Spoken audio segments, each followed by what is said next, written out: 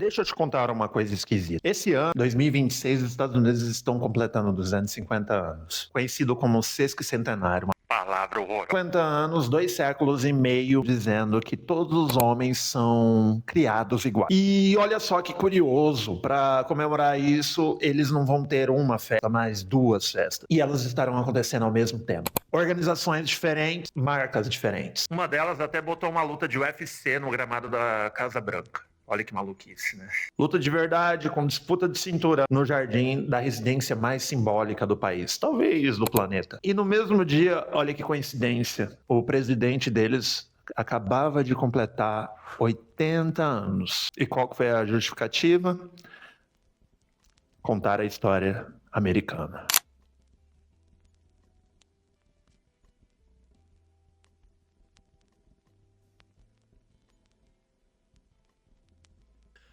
Beleza, a gente vai entender como um aniversário de 250 anos vira palco de luta do UFC, porque essa história, no fundo, não é sobre uma festa em si, é sobre quem tem o direito de dizer o que significa ser americano. E isso, cara, é uma pergunta que vale a pena para qualquer país que já teve um mito fundador, inclusive o nosso. Meu nome é Thiago, esse é o canal Nota de Rodapé.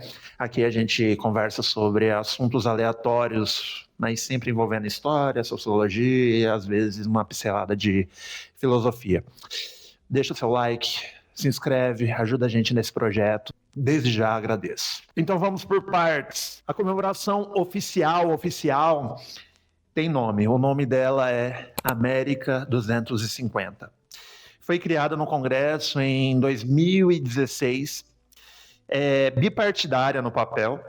Tem gente como George Bush e Barack Obama como padrinhos honorários. É aquela coisa de Estado que é pensada para durar não só na data, né, no ano, mas sim ser relembrada anos depois. Só que em 2025 surge uma segunda comemoração. Essa foi criada por um grupo de tarefa da Casa Branca, que é ligado diretamente ao atual presidente Donald Trump. O nome é Freedom 250. E aqui começa a parte interessante, porque as duas estão convivendo, mas assim, elas não são tão, vamos dizer, amigas. Olha só esse detalhe. O Congresso americano ele prometeu 150 milhões de dólares para a comissão oficial do América 250 até o início desse ano, 2026. Só que até o começo desse ano, essa comissão recebeu apenas 25 milhões de dólares. Nossa, 25 milhões de dólares apenas? É meio contraditório isso. Mas enfim. O resto, segundo uma representante democrata que acompanha o caso, estava sendo redirecionado para a versão paralela, a do Donald Trump. E mais, quem quiser participar dessa festa paralela, meu Deus, a Freedom 250 pode, só que tem que doar basicamente valores a partir de $1 milhão. Com $1 milhão você acaba ganhando um acesso VIP à festa. E a partir de 2,5 milhões de dólares você até tem um espacinho ali para poder falar alguma coisa no palco de onde vai acontecer. E aí agora pensa comigo num segundo aqui. É um aniversário nacional, tem uma data que, em tese, pertence aos 350 milhões de pessoas que vivem nos Estados Unidos e tem ingresso segmentado por doação. Isso não é mais uma comemoração, eu diria que é um produto com camadas de acesso. E a pergunta que fica no ar é bem simples. Como é que um país chega no ponto de ter duas narrativas concorrentes para contar sua própria história? Para responder isso, a gente precisa recuar um pouco na história dos Estados Unidos e entrar numa ideia um pouquinho mais estrutural. Todo mito fundador funciona mais ou menos como aquela história que a sua família conta todo Natal. Sabe aquela história do teu avô que atravessou o país a pé ou na riba de um caminhão? Ou da tia que largou tudo por amor e foi para outra região e migrou ou migrou para outro lugar. Aquela história em si, muitas vezes ela quase nunca importa. O que importa na realidade é quem tem o direito de contar essa história e como ela é contada. Isso tem nome na teoria política. Gramsci, pensador italiano do início do século passado, ele vai chamar de hegemonia. Que significa o quê, basicamente? Não é você dominar pela força, é dominar por conseguir ser o narrador oficial do que essa sociedade, uma sociedade significa. Quem controla a narrativa fundadora, controla em boa medida o próprio presente. E é exatamente essa disputa que a gente está vendo em tempo real nos Estados Unidos. Não é sobre qual é a festa mais bonita, ou a mais pomposa, ou a que chama mais atenção. É sobre quem consegue ser a voz oficial do que significa ser americano nos próximos, digamos assim, 50 anos. Tem um outro pensador que ajuda aqui, Guy Debord, não sei se falei o nome dele corretamente, sempre tenho dúvidas sobre esses nomes, que escreveu sobre a sociedade do espetáculo. Ele vai trabalhar esse conceito a partir já dos anos 60. A ideia central dele é que, numa certa altura, a vida social deixa de ser diretamente vivida.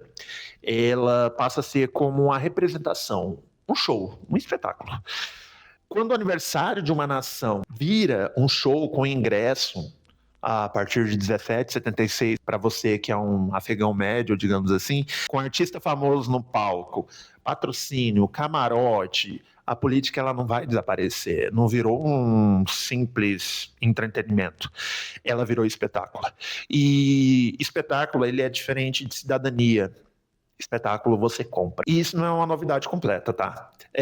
Cada aniversário de 50 anos dos Estados Unidos já revelou uma ansiedade naquele específico momento. A gente vai começar agora com 1826. 1826, 50 anos depois da independência, os fundadores, poucos fundadores ainda estavam vivos. Jefferson e John Adams, por exemplo, eles estavam muito velhos e doentes e se recusaram a participar da festa porque eles não aguentariam a viagem. Aquele primeiro aniversário, ele já carregava, vamos dizer assim, uma sombra de que os pais fundadores estavam se tornando um mito, justamente porque eles estavam se tornando passado. Vamos pular agora 150 anos. Em 1976, era o bicentenário da independência americana. O país ele saía do trauma do Vietnã e também do Watergate. A festa daquele ano foi, em boa parte, um exercício de reconstrução de confiança. Precisava se provar, eles precisavam provar a si mesmos que ainda dava para confiar nas instituições. Eles precisavam passar essa narrativa para a população. Já em 2026 é diferente dos dois. Por quê? A novidade agora não é a crise. Toda comemoração de aniversário nacional, ela carrega alguma coisa.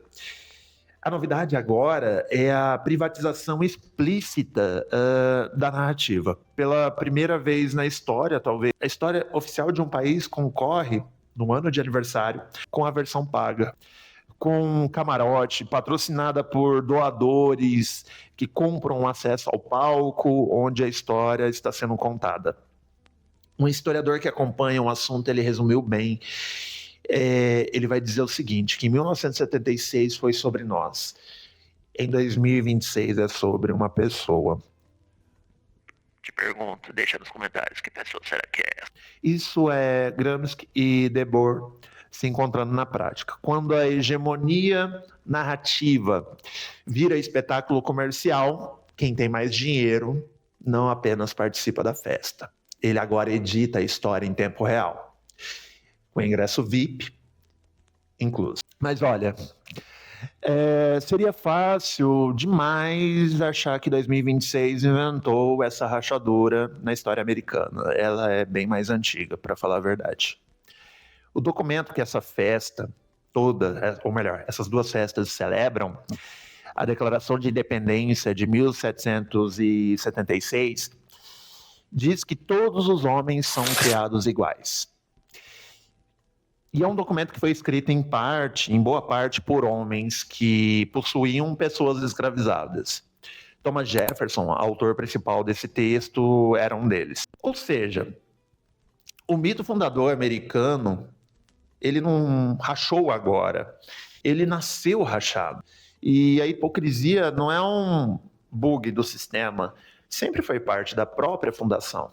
E o que 2026 fez ou está fazendo é só tirar esse verniz, tornar visível com luta de UFC e ingresso VIP uma tensão que sempre esteve lá.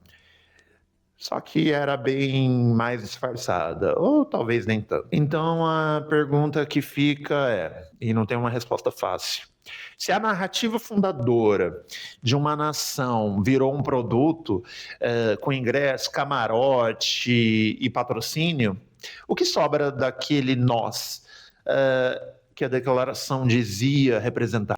Quem ainda está incluído nesse todos os homens são criados iguais, quando até a própria história da igualdade precisa ser comprada para ser contada no palco certo? Talvez a resposta não esteja em escolher entre a festa oficial e a festa paralela. Talvez esteja em perceber que quando o mito fundador precisa de duas versões concorrentes para sobreviver, ele já não é mais um consenso. Ele nunca foi, na verdade. E só ficou mais difícil fingir que algum dia foi. E, no fim das contas, é isso que todo mito fundador é. Não uma verdade fechada, mas uma disputa permanente sobre quem tem o direito de continuar contando a história.